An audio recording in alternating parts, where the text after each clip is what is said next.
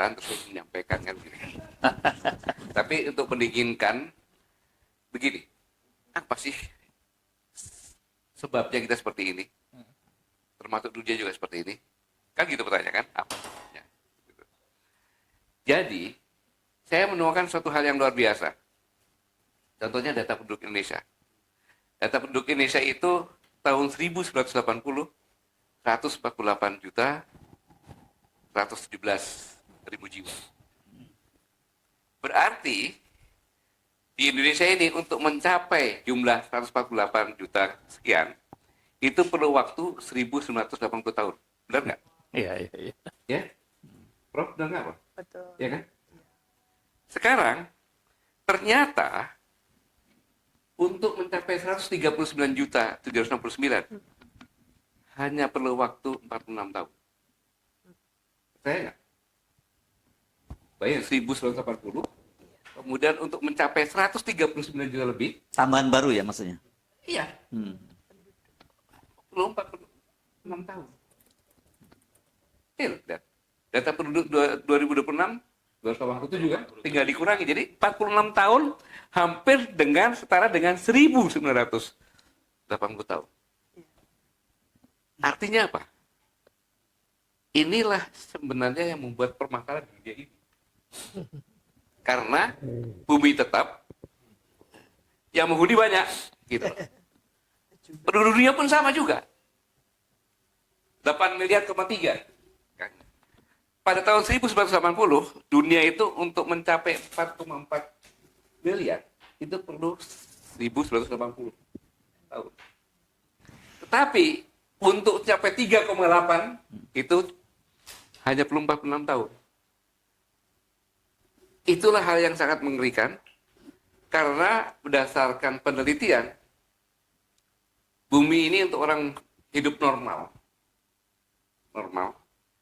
nggak ada desakan apa-apa, normal, itu antara 2,5 sampai dengan 4. Kita hampir 2 kali lipat lagi. Itulah saya hanya menyampaikan bahwa Thomas Malthus 1897 pernah 1798 pernah menyampaikan pertumbuhan dulu akan bertambah menurut geometrik atau kali-kalian, tetapi pertumbuhan kesediaan makanan bertambah menurut aritmatika. Inilah inti yang pada rapat kabinet ya, yang mengatakan bahwa pangan, air, dan energi itu benar-benar akan dicari oleh banyak orang. Nah, selanjutnya yang membuat perang juga sama. Peak oil theory. Peak Hubbard mengatakan produk minyak mentah dunia akan meningkat sampai puncak, kemudian akan turun. Saya berikan contoh Indonesia. Indonesia ini produk tahun 1980 1,5 juta barrel per day. Tapi yang digunakan hanya 450. Sehingga kita bisa ekspor 1,1 juta. Jadi benar-benar negara minyak waktu itu kita. 80 bagi. Bonanza ya. Ya. Tapi ketika sekarang ini produk kita cuma 608. 48 ribu barrel per day. Kan 2025 tahun kemarin yang digunakan konsumennya ada 1.600.000. Jadi kita harus impor, kita tidak ekspor, kita harus impor 1 juta.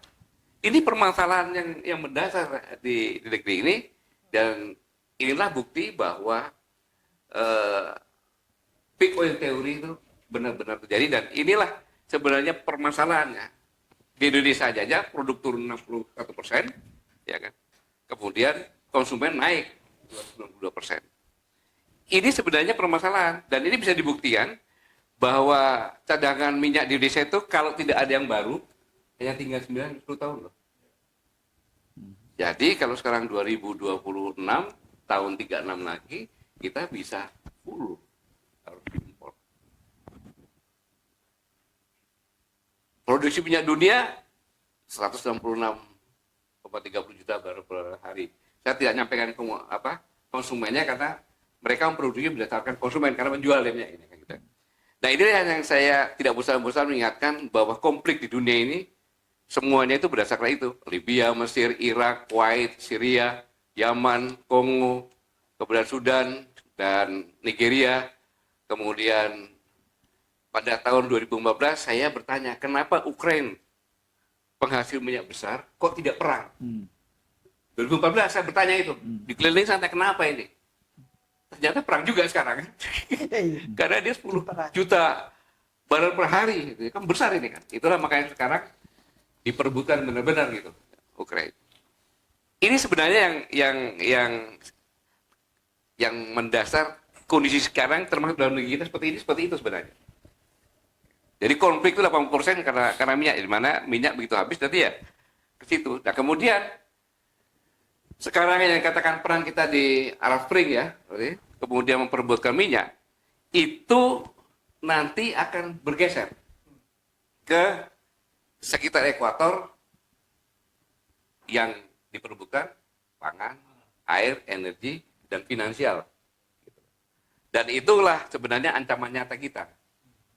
Nah, nanti saya jelaskan kenapa kok ini menyangkut. Karena semua yang terjadi sekarang itu ya ini sebenarnya dibuat seperti itu.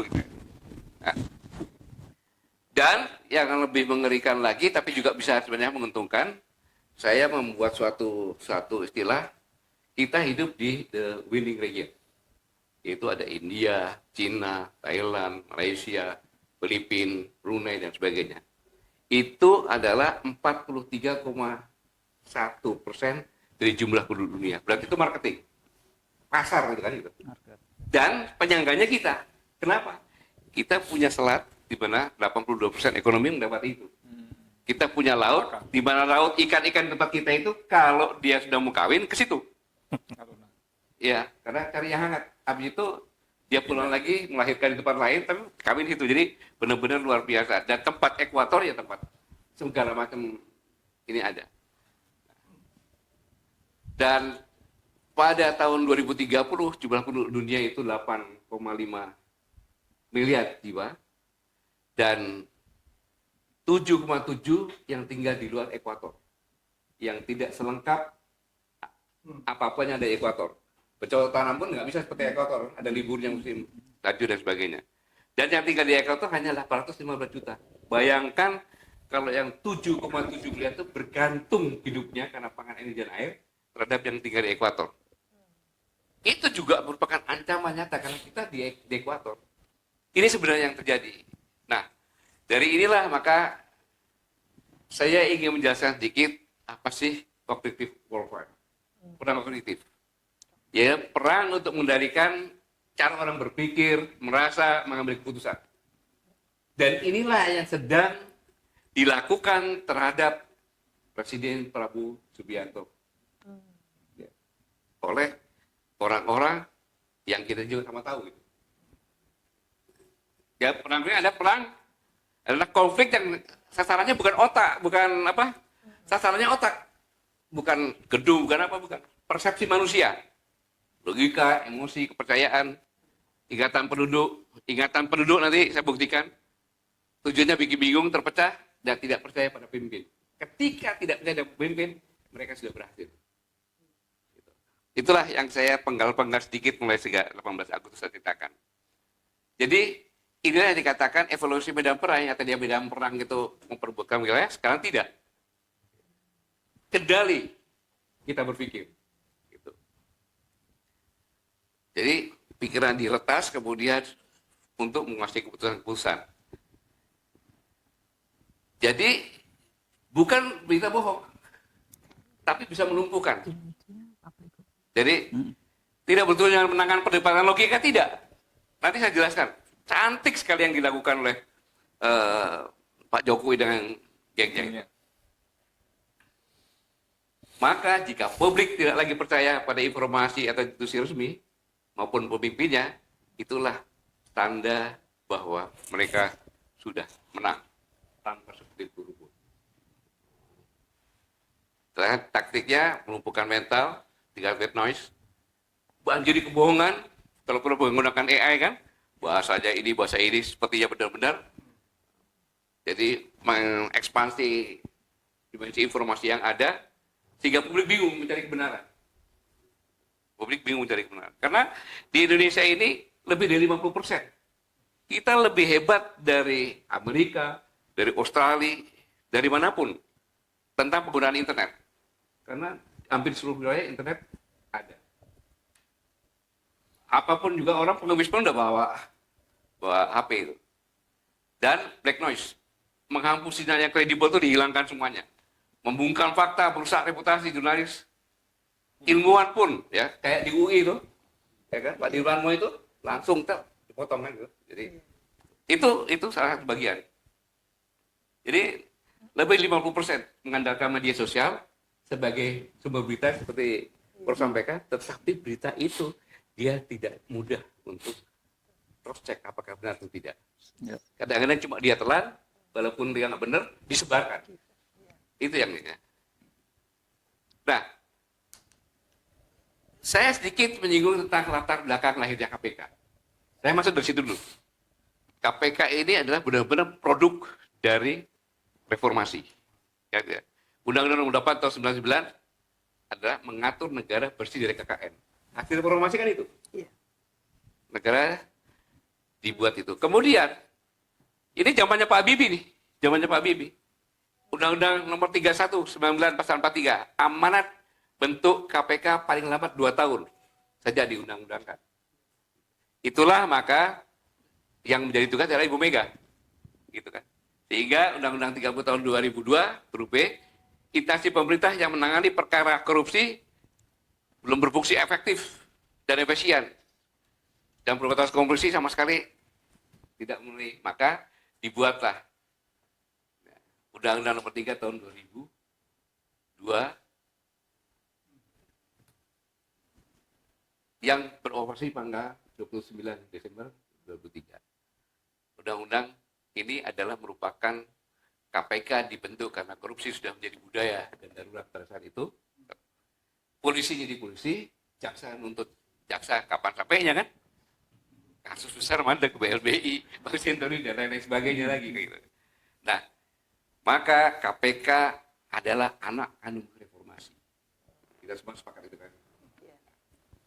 Tapi, ya, karena tujuannya satu dia independen. Kemudian bebas dari kesalahan manapun, bahkan penyidiknya pun sendiri, lembaga ekstraordinari, ya, untuk mencapai lawan kejahatan luar biasa. Kemudian tugasnya mencegah, mengkoordinir, monitoring, supervisi, penyidikan, penuntutan sampai eksekusi. Luar biasa itu KPK. Ya. Tetapi Jokowi punya rencana yang sangat luar biasa. Dia bungkam dulu kampus. Gimana dia bungkam? Dengan mengeluarkan Permendikbud 85 tahun 2017 bahwa pemilihan rektor menteri punya 35% suara.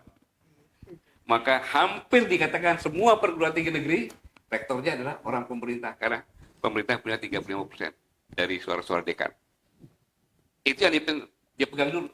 Maka mahasiswa bilang, ya kamu silakan demo, cuma sehari pulang ya, besoknya tidak lagi gitu. Ya kita bisa lihat Gajah Mada lah, kan gitu. Itu. Ini yang langkah yang sangat brilian untuk melaksanakan perang konflik tadi. Nah, kemudian perhatikan, KPK ini untuk keamanan dia dan gengnya diamputasi. Undang-Undang Nomor 19 tahun 2019. Bahasa sopannya revisi Undang-Undang KPK. 17 September 2009 DPR mengesahkan dan 17 Oktober 2019 ditandatangani Presiden dan berlaku. Artinya apa? Tinggal 3 hari lagi pelantikan Presiden. Ini senjata ampuh untuk perang kognitif yang didesain Pak Jokowi. Saya sebut aja langsung Pak Jokowi. Nah, padahal 20 udah pelantikan. Nah, dengan ini maka berusaha untuk membuat pasti dengan dia mutasi, pasti KPK ini akan hancur. Satu, KPK orangnya Jokowi, ya kan, karena dipilih arah masuk dalam eksekutif, ya kan. Kemudian ada Dewan Pengawas, ketuanya Presiden sendiri, yang tadinya kalau dia mau menangkap OTT harus lapor dulu, penyadapan harus lapor dulu, pasti dia akan jelek, gitu. Iya. masuk eksekutif, kemudian penyidik independen, harus ASN, ya kan, atau Polri, sehingga nanti kayak novel itu kan, tiga gengnya kan, sebab tidak lulus katanya kan. Tadinya penyadapan bebas, harus izin Dewan Pengawas, ya bocor. Kemudian, dulu tidak punya SP3, nggak ada itu. Sekarang 2 tahun, bisa di SP3. Ada Dewan Pengawas di bawah orang, dipimpinannya presiden langsung. Kemudian penuntutan mandiri, harus koordinasi dengan kejaksaan. Pegawainya ASN sekarang, masuk ASN semuanya. Itulah KPK. Apa yang bisa kita harap? Nggak bisa dengan demikian. Pelemahan sistematis sekali. Karena alasannya kalau nggak gitu, dia sering konsumsi politisi dan aparat kan. Nah, yang tadinya KPK itu anak kandung reformasi, sekarang menjadi anak haram reformasi. Anak kandung Jokowi. Iya. Akhirnya apa? OTT turun. 2018 30 OTT. Ya kan? 2021 cuma 6. 2022 cuma 10. Disitulah mulai pembusukan OTT. Ya. Pembusukan KPK. Kasus besar mandek, banyak kasus limpahkan kejaksaan dan polisi. Citra turun dari indeks 40 menjadi 34. Nah, dalam kondisi seperti ini sudah direncanakan memang. Apa tujuannya? Tujuannya adalah pembentukan Korp Pemberantasan Tidak Pidana Korupsi, Kortas Tipikor. Itulah namanya perang kognitif. Iya biasa-biasa saja. Orang melihat nggak ada. 5 hari sebelum lengser ya, Iya, gitu ya. iya, Kortas ya. dibuat 5 hari sebelum lengser. Ini apa? Senjata rahasia, senjata pusaka yang ditanamkan, bisa juga sebagai bom waktu. Pasal 2-nya mengatakan Pemberantasan Tidak Pidana Korupsi Singkat Kotas merupakan unsur pelaksana tugas pokok di bidang pemberantasan tidak pidana korupsi yang berada di bawah Kapolri. Nah, ini dia. Tugasnya membantu Kapolri mencegah, menyidik, penyidikan, TPPU serta pengurusan dan pengamanan aset. Ada TPPU-nya. Makanya dikatakan Pak Mosad tadi, sudah makan bubur tengah, betul sekali itu. Betul sekali itu. Bubur tengah. Iya. Ini dia. Gitu. Nah, pernyataan Jokowi tinggi. Padahal Pak Jokowi pernah ngomong, nanti tanyakan ke Presiden, Dr. Dialog. Tanyakan Presiden dulu, karena pemerintah yang baru saya ini tinggal 3 minggu, tidak boleh memutuskan hal-hal yang strategis. Beliau ngomong sendiri. Kemudian 3 Oktober juga ditanya soal pemekaran Kecamatan Pantar dari kabupaten. Dijawab, tidak boleh putuskan karena strategis. Tetapi 2 tentang hal yang mendasar, itu dilaksanakan 5 hari sebelum pelantikan presiden. Ya, luar biasa kan? Kemudian itu lagi tinggal 3 hari. Orang tidak melihat, tapi saya melihat bahwa inilah sebenarnya kecerdasan. Seolah-olah dia nggak mungkin strategis, dia diam-diam. Kita nggak tahu kan, tiba-tiba ada tipikor menangkap kan? Nah, maka tanggal 20 Oktober 2004 pelantikan presiden. Dan Presiden menerima warisan dari Jokowi. Warisan inilah yang awalnya terjadi saat ini. Mengapa? 1, selama 10 tahun nambah hutang BUMN pemerintah 15.000 triliun. Sumber daya ayam dijual ke Tiongkok, kan? Tidak meningkatkan APBN. Mudah-mudahan Presiden mengatakan untuk pasal 33 ini dilihat ini kali ini, ya kan? Ya. Kemudian APBN 80% hidup dari pajak, APBN 80% berarti hidup dari pajak. Rakyat yang nanggung ini. Habis itu rakyat nggak berbicara, ya aneh sekali, dia bayar pajak kok nggak boleh bicara. Banyak proyek perangkat, ada 4 bandara, ada waduk juga. Kesejahteraan sosial antara semiskin itu semakin tajam. Kemudian ini juga proses permiskinan yang sangat luar biasa yang tidak terlihat. Judi online. Iya. Tahun 2017 omsetnya hanya 2 triliun. Tapi 2023 hanya 6 tahun menaik jadi 350 triliun. Artinya apa? Yang main judi online siapa sih? Menengah ke bawah. proses pemiskinan, karena orang miskin gampang diatur. Gitu. Kemudian selama 1 tahun korupsi lebih besar 100% dari semua presiden yang ada. Dari semua presiden yang ada, selama pemerintahan Jokowi. Kemudian banyak pendiaman penguasa tertinggi urusan korupsi. Sengaja pejabat-pejabat yang korupsi dibiarin, tapi kayak, lu udah korupsi nih. Nggak dulu tinggal masuk. Kan gitu. Kemudian beras Indonesia naik lebih mahal 20% dari beras internasional. 46.000 kena PHK. Ini warisan dari Jokowi. Tingkat pengangguran tertinggi di ASEAN, angkanya 5,2%. Dan selanjutnya 9,89 juta Gen Z di Indonesia nganggur. Dan kelas menengah banyak jatuh miskin. Ya, kelas menengah itu hidup Jokowi. Bahkan kalau yang namanya resesi tidak boleh ngomong, itu Bank Dunia yang mengingatkan ada ancaman resesi kita gitu. Bank Dunia. Nah, kemudian agak sedikit menukik nih. 21 Oktober 2004 pelantikan menteri. Presiden Prabowo dengan gagahnya nunjuk menteri-menteri kan, kamu akan jadi dipanggil semuanya orang-orang ini ya kan. Tiba-tiba dipanggil lah ke Solo. Iya. 15 Oktober. Dikasih nama 17 menteri dan lain-lain. Pers jabatannya Ya. yang sangat strategis. Tahu Jokowi, Prabowo itu orang yang sangat menghormati atasannya. Ya. Pada saat itu pasti dianggap sebagai atasan, maka dia hormati. Ya. Dengan warisan ini, semua mengatakan Indonesia pada saat itu tidak jalan baik-baik kan. Kalau tidak baik-baik harusnya menterinya ramping, efisien, mudah dikendalikan. Ya. Ini terpaksa. 109 pejabat kabinet merah putih karena menampung ada 48 menteri dan menko, ya kan? 5 pejabat setingkat menteri, 56 wakil menteri. Yang pernah menjadi menteri Jokowi ada 33 orang. 17 orang menteri dan menko itu semuanya jabatan-jabatan strategis. 4 orang pejabat tingkat menteri, 12 wakil menteri. Makanya dibawalah sama presiden ke Magelang untuk menyamakan persepsi isinya kan itu. Tetapi 17 menteri ini pasti di briefing oleh Jokowi punya tugas dan misi. Nanti akan lihat tugas misinya. Dan yang paling berbahaya belajar dengan zamannya Pak Harto. Karena Pak Harto menyatakan turun ketika menterinya semuanya meninggalkannya kan. Ini pun bisa menjadi bom waktu yang terakhir. Ketika terjadi demo, menterinya 17 menteri pergi semuanya, kepercayaan publik tidak ada. Presiden udah tinggal 5 menteri, lu turun aja.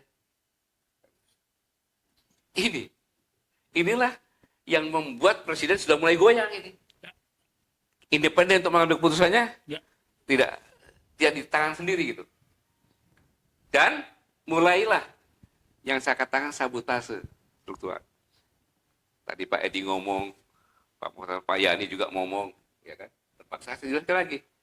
Bu Sri Mulyani, ya kan? Januari 2025, ya kan? Berlaku kenaikan pajak 12%. Dirancang, ditetapkan pada Presiden Jokowi. Tapi yang melaksanakan Prabowo, ya proteslah tiba-tiba jadi presiden kok naik. Belum kerja apa-apa. PPN. Untung dianulir saja barang-barang mewah saja kan gitu. Heboh temukan pagar laut. Presiden bilang bongkar. Menteri Jokowi bilang tidak sebagai barang bukti. Pembangkangan dong. Ya kan? Berarti ada apa ini? Kan gitu. Akhirnya besoknya ditegur baru.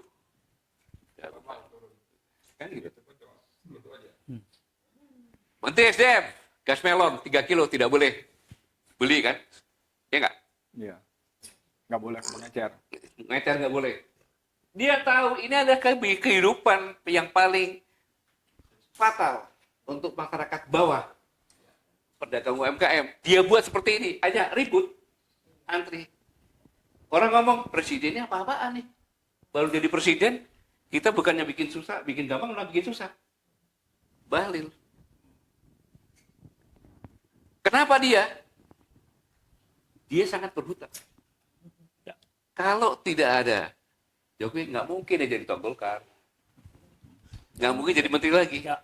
Buktinya apa? Ketika salaman, terlihat jelas kok nyalamin Prabowo, berdiri tegak dia. Begitu jawabin Gibran, cium tangan. Jelas. Gibran loh. Bukan Jokowi. Kalau Jokowi cium kaki ya. Ini sabotase ini. Februari 2005, publik dibuka bensin oplosan. Sabotase lagi. Siapa? Orang Jokowi juga. Kan gitu. Sehingga rakyat bilang, ini presiden baru jabat, ngerusakin motor gua nih. Beli bensin tapi bikin rusak motor. Kan ya. Mulai ada kemarahan-kemarahan udah dibentuk gitu. Udah diperiksa kejaksaan juga, atau hasilnya saya nggak monitor. Kemudian lagi Menteri RB. Rakyat kecil yang diganukan. Penundaan pengangkatan CPNS dan PPK. Ribut kan? Iya kan? Apa-apaan ini presiden? Kok kayak gini kan gitu. Jadi itu memang akumulasi semua itulah namanya perang kognitif seperti itu. Perang pikiran rakyat yang diracunin terus supaya tidak suka dengan presidennya karena kebijakannya itu. Itu bagian dari sebut tadi cognitive warfare tadi ya. Iya. Ini bagian. Dia tidak berbohongin, beritanya benar kok, gitu kan. Tapi rakyat bingung nih, duh, habis ini begini. Melon begini. Tiba-tiba calon PN gaya di, gitu. Kemudian PPATK memblokir lagi uang. Yang mengendap. Orang Indonesia kebanyakan itu, ya kan, menabung itu sama dengan harus di bawah bantal. Gitu, disimpan untuk menyimpan uang itu, bukan untuk bisnis. Untuk menyimpan supaya aman. Bisa 2, 3 tahun, 4 tahun nggak diambil. Dan termasuk yang pakai orang itu seperti saya. Saya ketika saya pensiun, saya dapat uang hampir 1 miliar. Karena ada yang di Surabaya, ada yang di Sukabumi. Karena saya orang, pokoknya kerja-kerja nggak tahu itu, saya tinggalin BRI. BRI ada kumpul-kumpul aja, dengan bunga-bunga berbunga. Jadi, sifat orang Indonesia itu, nabung itu bukan untuk bisnis, untuk menyimpan uang. Nah, ketika diblokir, ada keperluan mendadak, dia bingung. Nggak bisa. Akhirnya apa? Orangnya ternyata negara menghambat akses uang saya. Negara merampas uang rakyat. Negara yang dikatakan siapa ya presidennya, kan gitu. Menghambat akses uang rakyat, presidennya. Legitimasi terhadap pemerintah yang baru berjalan dipapras. Kemudian Juni heboh tambah nikah di Raya 4. Siapa Bali juga yang keluarkan juga. Padahal dia orang sana. Udah tahu tuh geopark kok. Kan gitu. Masih dilakukan kenapa? Ini dia lakukan agar dunia internasional menyoroti. Oh Prabowo itu memang nggak ngerti lingkungan hidup. Wow, blok dia. Udah geopark kok. Ada. Yang kena bukan menterinya, presidennya. Ini. Jadi luar biasa caranya itu. Tambah lagi. Udah jelas itu tempatnya di Aceh. 40 dikasihkan ke anaknya Jokowi, Bobi. Oleh Menteri Dalam Negeri kan gitu kan? Tujuannya gitu. Ribut lagi kan? Tujuannya apa? Supaya memecah belah antara provinsi-provinsi kan gitu. Supaya tidak pada akur. Ribut kan? Terpaksa ditangani oleh Presiden TV. Dikembalikan lagi coba. Kemudian heboh lagi beras oplosan oleh Menteri Pertanian. Ya kan? Yang katanya merugikan 100 triliun. Gimana ceritanya itu? Akhirnya kan goyang semuanya, orang nggak jualan. Orang jualan oplosan. Kalau begitu kenapa orang jualan minuman kopi nggak ditangkap? Oplosan itu. Gula, kopi, apa kan? Oplosan itu. Kenapa nggak ditangkap itu? Iya kan? Lihat coba. Kan dia oplosan gitu. Es campur ini oplosan juga ini kan. Gitu. Jadi itu yang membuat. Tapi ya kenapa kok saya bingung sampai sekarang. Kok nggak sadar-sadar gitu ya. Lagi bulan Juli. Tanah nganggur 2 tahun kan. Diambil alih pemerintah. Diambil alih pemerintah. Gitu kan. Makanya saya bilang hati-hati loh. Jada 2 tahun bisa diambil pemerintah itu. Iya. Kemudian menterinya juga komunikasinya gimana. Emang mbahmu bisa bikin tanah kan gitu. Akhirnya harus minta. Jadi sudah uang diambil. Tanah nganggur juga diambil. Bikin marah. Saya takut mati. Kenapa? Jangan-jangan saya nganggur 2 tahun diambil lagi nanti kan. Siapa? Presiden lagi yang jelek gitu. Karena menteri-menteri kan tanggung jawab presiden. Presiden berikan abolisi amnesti, Thomas Lembong kan, dan Pak Hasto itu kan, itu yang dikatakan Musa tadi, yang ada Nusantaranya itu, kan, langsung serta memajukan Prabowo supaya dia cepat naik, memang Gibran gitu kan, gitu. Nah, ini lagi di ITB, Menteri Bu Sri Mulyani, ya kan, bukan katakan urunan partisipasi gitu gaji dosen, kan penghinaan dosen. Aduh, gitu coba. Di lembaga pendidikan pun dimasuki untuk orang presiden, dimasukin situ. Pasti menteri suruhan presiden dong, kayak gitu kan. Gitu. Asumsinya seperti itu. Nah, seperti yang kita sampaikan, akhirnya terjadilah demo pemakzulan bupati. Kenapa? Karena transfer ke daerah itu dipotong sekitar 27% ya. Ya, 27%. Ya, 27%. Sampai 30%. Padahal 45-55% itu adalah untuk belanja pegawai. Gitu. Akhirnya PPK honorer nggak bisa digaji. Pengembangan nggak ada. Dan sampai sekarang seperti itu. Maka saya katakan ini bisa membuat keributan secara merata. Iya. Ini kan kebijakan yang bom waktu gitu. Warga Pangandaran heboh. Pangandaran itu kan tempat rekreasi. Kok bisa dipasang kerumbuh apung ini? Sampai di mana otaknya? Itu sengaja. Karena nelayan tadi belum disentuh. Kelompok nelayan disentuh sekarang itu. Jadi memang ini direncanakan sedemikian rupa. Jadi menteri-menteri itu punya misi. Ada lagi PSSI minta bayar royalti untuk naik ke Indonesia Raya. Biar kita jadi manusia bisu itu. Kemudian lagi nih, Jokowi juga ini. Heboh klaim Menteri Perubahan Kawasan Pemukiman. Ya, telah membangun puluhan ribu rumah. Dibantah oleh mamenya sendiri. Wah, yang bisa. Coba bayangin. Ini adalah salah satu tema dari Presiden. Perumahan kan? Ya, janji presiden. Janji Presiden. Ya. 3 juta. Dipatahkan dengan seperti ini. Ternyata Presiden bohong. Bayangin. Akumulasi ini semuanya, ya kan? Terjadilah demo tanggal 28 Agustus. Di depan gedung DPR. Yang mengawakan korban ojol kan gitu. Terus tanggal 29, solidaritas penuntut reformasi Polri dan perlindungan hukum. Kan gitu kan? Terjadilah apa yang dikatakan tadi, bahwa reformasi Polri itulah ide presiden, perintah presiden, dibentuk oleh panitia presiden. Ya. Kan gitu. Tetapi, ya, karena sudah kena seperti ini, timbul keraguan-keraguan presiden. Ya. Karena disudutkan oleh akumulasi tadi kan gitu.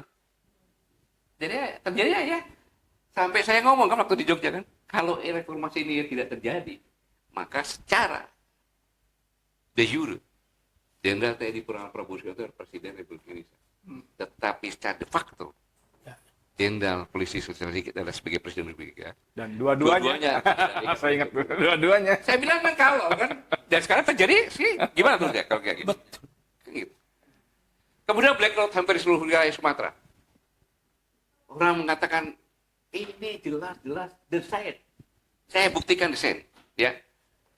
Pak Kabar kan tahu. RKAB tahun 2025 itu sebesar 790 juta.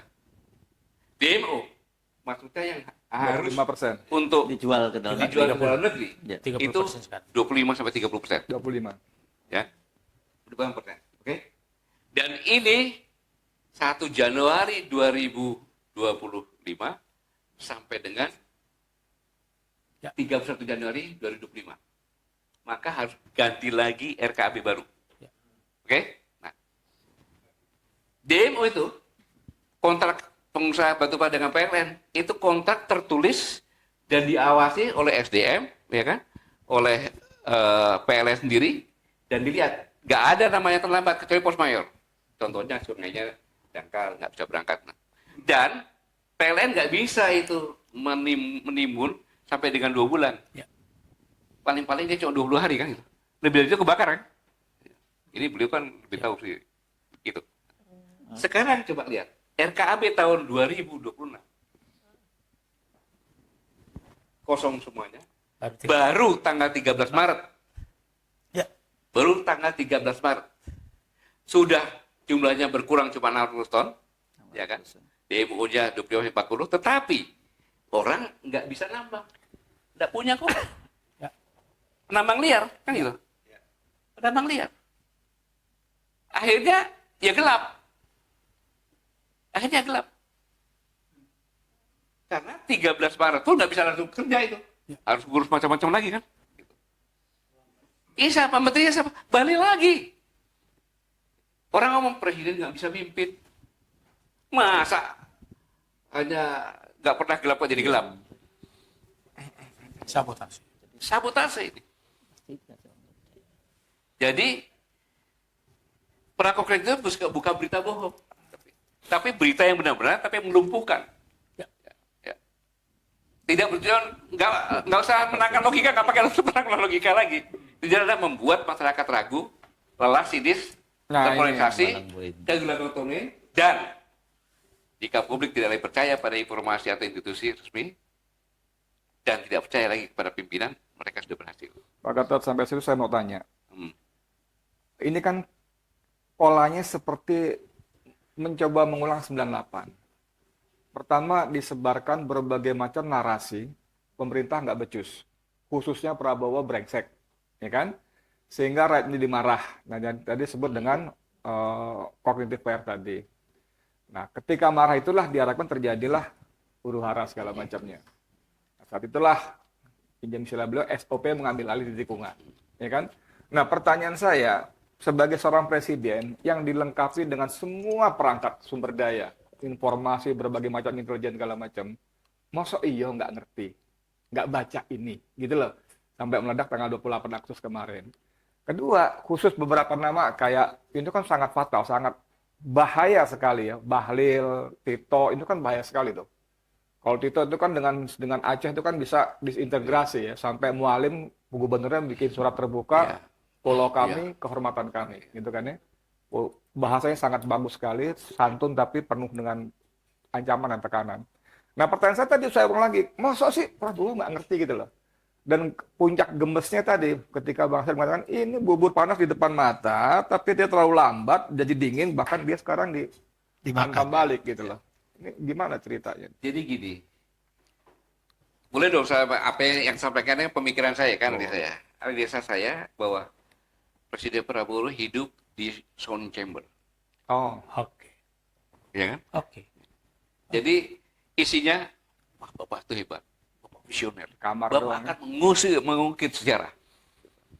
Siapa? Gitu. Ya. Dikelilingin oleh orang-orang itu semuanya. Jadi dia merasa bakal keluar, saya yang paling benar. Kayak gitu. Ketika dia tahu, masalah Jogja tahu loh itu. Kita bicara Jogja tahu kan? Nggak tahu. Tapi aneh. Harusnya belajar sama Cina. Kerajaan Cina itu, kalau namanya sabotase, diingatkan sabotase, Wah. 3 turunan habis. Iya. 3 turunan. Pertimbangannya Pak, lebih baik turunan itu dihabisin daripada tertumpahan darah besar. Kan gitu. Nah ini kalau ini terjadi, kan? Ini terjadi. Apa yang terjadi? Pergantian pemerintah kejalan, rakyat yang sengsara. Gitu loh. Nah, kita bicara seperti ini kan tujuannya supaya sampai diingatkan. Dan lebih parah lagi. Lebih parah lagi. Ya. Lebih parah lagi. Ini saya ceritakan. Ya. Ketika Dadan, kalau saya sih kayak namanya Dadan itu mau dipilih Pak Prabowo apa, mungkin Pak Prabowo lihat bahwa ini kesayangannya Jokowi, ya kan, maka ditaruh situ kan. Buktinya sering sekali ke Solo kan, kita lihat. Iya kan? Maka begitu dimasukkan dia kejaksaan, maka naiklah taringnya Jokowi, awas kau lihat nanti. Kan gitu kan. Orang kesayanganmu juga bisa saya masukkan, dan bisa dia masukkan dengan tipikor ini. Kontak. Ya? Kontak lah kok. Itu, kontak lah. Dia bayar kontak. Iya, iya. Masuk situ kan itu. Dengan perampasan aset. Enggak, saya tidak bicara masalah hukumnya ya. Perampasan aset lewat pengadilan apa enggak saya nggak tahu itu. Di-framing besar-besaran dengan media sosial, bahkan banyak pengamat-pengamat mengatakan Akhirnya masuklah ke situ. Ditambah lagi sekarang ada tasnya presiden lah, punyanya Pak Safi lah, apalah pembusukan ini. Dan inilah saya katakan kemenangannya di sini. Saya harus katakan kemenangan mutlak. Kemenangan mutlak. Kenapa sekarang? Semua pejabat takut dengan tipikor. Semua pejabat takut dengan tipikor. Ditipikorkan lagi nanti kan? Ya kan? Pengusaha juga takut dengan tipikor. Artinya apa? Kekuasaan ada di sana. Prabowo nggak ada apa-apa. Saya katakan Prabowo tidak ada apa-apa sekarang. Walaupun dia presiden. Secara lahiriah, para menterinya, pejabatnya takut dengan tipikor. Karena ini adalah yang dibuat oleh Jokowi dan persiapan untuk saat ini. Saya ulangi, ya kan? Yang menang adalah Jokowi, kan? Dengan tipikor ini. Dan semua orang akan takut. Menterinya Jokowi takut, Prabowo takut kok semua. Dibuat tipikor gimana coba? Tetapi ingat, jurisprudensi bisa juga masuk sebelahnya mana? Rumahnya Pak Prabowo di Kertanegara, dibongkar ada, diekspos ini uangnya Prabowo mau apa? Dipromek Prabowo korupsi, iya kan? Bisa terjadi. Ini bisa makan tuan. Sudah diingatkan, ini kalau dibiarin lagi, kan gitu. Kan seharusnya logika berpikir saya kan berubah jadi panglima aja nggak selesai kan gitu. Tapi coba apa yang lulus Mas Edi, iya lulus cepat. Mas Edi kira Prof juga. Ini adalah momentum bagi Presiden Prabowo. Momentum. Momentum. Kalau ini memang ini rencana saya. Saya lakukan seperti rencana saya supaya korupsi besar itu ketangkap semuanya. Maka karena yang membuat gaduh ini kan antara kejaksaan dengan kepolisian. Buat gaduh kan gitu. Nah, karena buat gaduh tanpa pengetahuan saya, masa kamu yang bertetangga nggak bisa komunikasi dengan baik, bikin ribut negara, akhirnya kenanya kan ke saya. Orang mau tanya, ini negara ini ada pemimpinnya nggak sih? Ada presidennya nggak sih? Ribut gini kok nggak ada apa-apa kan? Itu kan yang dicari ini. Maka kamu saya copot sekarang, dua-duanya. Dan cari PLT. Jangan definitif dulu PLT. Dipegang oleh presiden, kasih PLT. Tugasmu adalah dari polisi, bintang 3 atau bintang 4, kau pimpin polisi, bongkar itu apa kejaksaan, bongkar yang lainnya. Kalau kamu bisa bongkar hebat, maka kamu bisa jadi definitif nanti. Kejaksaan juga gitu. Bongkar itu polisi. Bongkar itu. Jelas kemenangannya itu apa? Ketika Jaksa Agung yang sudah mengeluarkan pemeriksaan 45 ditambah 2, 4647. Saya bilang ditambah 2, 467 berarti ada maknanya. Ya kan? Terus dicabut lagi. Kan jadi cabut lagi kan? Nggak jadi. Ini hukum apaan nih? Orang katakan, oh ternyata, maaf, ada yang katakan maling sama maling berkoordinasi. Kan gitu. Terus negaranya apa? Rakyat menjadi apa?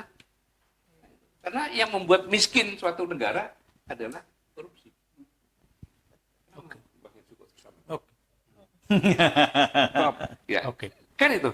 Inilah yang dikatakan jika presiden sudah diingatkan dengan bentuk seperti ini dan indikasi-indikasi yang ada, kan membiarkan. Sejak reformasi Polri, Kapolri sudah melakukan pembantahan. Jelas itu. Iya, jelas. Berulang kali seperti ini kan gitu, sama juga. Nah, ini kok belum ada reaksi apa-apa. Apa yang bisa kita harapkan?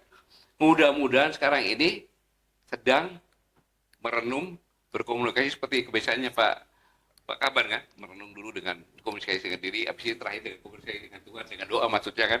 Kemudian, sudah ada sebenarnya. Sudah ada. Yang saya sebutkan di sini, terindikasi itu semuanya, dan sudah jelas, ya kan. Presiden harusnya tanya, kan, mana surat yang harus saya tanda tangani? Jangan-jangan kelilingnya udah dibayar. Sangat mungkin. Surat ini jangan sampai ke presiden ya, sehingga presiden tidak bisa tanda tangan. Ya gitu, kalau menteri, apa-apa, kalau partai kan, kalau bisa kan harus uji presiden. Dikelilingin aja, bayar aja orang sekelilingnya itu. Dibayar. Patut diduga bisa jadi. Patut diduga kan dia. Menurut kronologi saya. Patut diduga keras. Nah, kalau ini terjadi, lalu siapa presidennya? Dengan kata lain, Kalau hidup dalam September ini, iya. kembalinya hanya itu aja. Siap, Bapak Iwan Pak, apa akan mungkin sejarah begini-begini. MBG itu adalah program yang sangat mulia. Sangat mulia. Setuju? Tetapi tanpa diawasi dengan anggaran yang besar, ya jadinya seperti itu kan gitu. Tetapi ada yang lebih lagi. Ada yang lebih lagi. Ada 60.000 Oh, masih lulusan SMA yang pintar-pintar sudah lulus. Nggak UKT. bisa bayar. Tapi dia tidak bisa bayar. Kan? Kenapa? Karena anggaran pendidikan dipotong kan? Ya, mereka dipotong seperti itu. Akhirnya bekas Menteri Pendidikan mengatakan, ya terpaksa kamu hidup dari mahasiswa. Kan gitu. Akhirnya universitas itu menjadi market oriented. Economic oriented. Gitu. Ya segitu dulu Bang. Dengan Yang lainnya kata kan- lain, Pak Apa? Gen, bisa nggak digarisbawahi sebagai tadi stressing dari Pak Gen? Dengan kata lain, ini peluangnya Pak Prabowo untuk menunjukkan gitu ya keputusan yang firm untuk meningkatkan public trust-nya, kepercayaan publik terhadap presiden tentunya, eksekutif. Bahwa jangan dibuang-buang waktu. Ini kan sudah mengerucut ya. Terjadi silang sengkarut kejaksaan dan kepolisian. Masa tidak ada endingnya? Cuman kunjung mengunjung kan gitu. Kemarin rangkulan memang, Iya. tapi tidak nyanyi tuntas. juga karaoke bareng. Iya. Jadi kan gini, semua sudah jelas. Kayak gitu. Bahkan saya berikan contoh dari kerajaan-kerajaan Jaya, bahkan kerajaan-kerajaan di Indonesia. Gitu. Kalau namanya pengkhianat dulu Raja Jaya Indonesia, di makamnya raja itu ada tangga. Itu pengkhianat itu dimakamkan di situ, Di tangga-tangga di itu. tangga itu. Diinjak. Tujuannya apa? Supaya keluarganya semua turunnya dia lihat orang tuaku di makam sini, kalau ada yang mau berjarak saya diinjek ini. Gitu. Itu saking bahayanya Pengkhianat. pengkhianat atau sabotase. Di Cina 3 keturunan dibabat habis. Di Indonesia dimuliakan. Kasih jabatan. Sengkuh. Iya, Pak. Ini peringatan ini adalah mungkin juga ini bukan peringatan dari siapa, dari Tuhan yang berikan peringatan kepada presiden kita kan. Kalau sudah diperingatin nggak ini, suatu saat nanti ya menyesal. Kita juga menyesal sih, Iya. kan itu. Saya ulangi, pergantian pemerintahan di tengah jalan dalam kondisi seperti ini, Iya. rakyat yang akan menjadi korban. Pak Gen, saya melihat ini sepertinya semua sampai yang kita sampaikan justru dimanfaatkan oleh Gen SOP. Sabotase struktural yang Bapak sampaikan dipraktekkan dengan sangat nyata oleh menteri-menteri yang turun Jokowi. Jadi ini ketipu juga kita. Ini kita mengajari Prabowo, ternyata dia pakai ilmu itu. Bukan ketipu. Dia memperingatkan kan itu Ya, fakta-fakta ya, yang sudah maksud saya, dilakukan. ya. Maksud saya, nah, terus yang terakhir, kita udah tahu makan bubur panas dari teori saya. Ternyata dari tengah, ternyata dipakai apanya geng yang tim Konsep. Tas TV Core yang dibentuk oleh ini untuk makan bubur panasnya Prabowo. Jantungnya. Jantungnya. Jadi saya bilang, loh, kok Senjata gua dari dipakai. senjata kita ya dipakai, Pak. Jadi Kan logika berpikirnya kan begini. Lebih duluan. Logika berpikirnya gini, secara etika, secara aturan boleh. Ya, presiden 1 hari pun bisa mengambil kebijakan. Tapi secara etika kan tidak kan. Ya. Ya ini dilakukan pasti ada sesuatu dong. Iya, iya. Mereka sudah mempunyai skenario besar. Iya, ada skenario bener besar kan gitu. Nah, sebenarnya. ini kan harusnya kan Bukan- dipahami. Sekarang pertanyaan gini. Pak Prabowo ini punya menteri-menteri yang katanya orang-orangnya dia. Saya ulangi, punya menteri, punya lembaga, punya tim apalah yang katanya orangnya dia kan gitu. Di mana mereka? Di mana mereka? Sedang menikmati. Ya, menikmati karena bosnya Pak Prabowo jadi presiden, dia menikmati. Atau Mau presidennya apa, biarin aja. Emang kepikiran yang penting gua kenyang. berkolaborasi. Iya, iya, iya. Kolaborasi. Kan gitu, yang penting gua kenyang gitu. Berkolaborasi malah. Ya. Atau berkolaborasi malah. Biar kita Menjatuhkan. Loh, sekarang gini. Karena kalau saya nih, saya tahu. Saya mau copot. Hah, beres. Ya, Beres, Bos. tenang. Ada kabinet petang. Ya. Oh. Kan gitu. Orang-orang itu aja siram. Peng, peng, peng, peng, peng, peng, peng, Selesai. gitu. Kabinet petang ya? Beres, Bos. Kayak gitu kan. Ya, iya. Bisa terjadi itu. Kalau nggak bisa, lihat kekayaan mereka. Ya, ya. Sekarang ini. Sejak sebelum jadi presiden sampai sekarang. Saya makin was-was, Pak. Kan begini. Kemarahan rakyat sudah terjadi. Hasil provokasi daripada Agustus kemarin ya. hasil provokasi kabinet membuat kebijakan bikin marah yang jelaskan tadi Bahlil dan lain-lain. udah marah. Iya. Oligarki sudah marah. Ya kan, Pak? Oligarki sudah marah. Partai politik sepertinya sedang menggoreng kemarahan itu. Ya. Faktanya, undang-undang polisi yang sangat berbeda dengan keinginan Presiden. presiden. Jadi, saya melihat ini lebih parah dari 98. Karena ini bisa lah waktu sekejap rakyat marah. Sebentar saya tanya. Hmm. Ada kan koalisinya banyak partai kan? Ya. Apa 85 kan? Ya, Tapi biasanya yang megang koalisi itu siapa? ya, ya. Siapa yang megang? Ya, Siapa ya, Jo? sekarang oligarki yang pegang. Nah, oligarki yang pegang. Jadi Pak, menurut saya bisa menyatakan, bisa juga kita menyatakan ini tinggal tunggu waktu aja. Oke. Karena semua komponen sudah membelot, Pak. Rakyat marah, oligarki marah. Yang saya dapat informasi, Bapak ke bandara Soekarno-Hatta jam Jumat sore, itu mereka berangkat semua ke Singapura sana Untuk membicarakan. mengatur strategi. Iya. Mengatur strategi. Nah, saya mohon maaf Pak, saya nggak pernah percaya lagi DPR. Gimana logikanya presidennya yang katanya menguasai 80%, Ternyata kompak membuat keputusan undang-undang polisi yang berbeda dengan pidato presiden. Makanya itu kan saya tanyakan siapa yang Ya, makanya Mas Syarif punya presiden. Oke. Nah, sudah ini mulai nih. Sudah mulai ini ya. Kita oke tadi Ya itulah kami bang. Iya. Kadang-kadang apa bicara saja Oke. semuanya. Karena kita Mas Ersu, kalau tujuannya hanya satu aja kan. kondisi yang seperti ini kayak lagu Elvis lah. apa itu? No or never loh buat. Oke. Oke. Saya kira itu tadi catatan-catatan dari Koalisi Aksi Menyelamatkan Indonesia kan, dan memang dari namanya saja Koalisi Aksi Menyelamatkan Indonesia kita hadir gitu ketika ketika negara sudah dunia juga sekarang karena Iran dan Amerika masih perang terus berlanjut, itu jangan salah ya, dan makin keras lagi itu juga, dan kita juga betul. Yang saya katakan tadi kan belum saya tutup tentang 60.000 calon mahasiswa. Iya. UKT tidak Ya, mampu bayar dia UKT. bayar.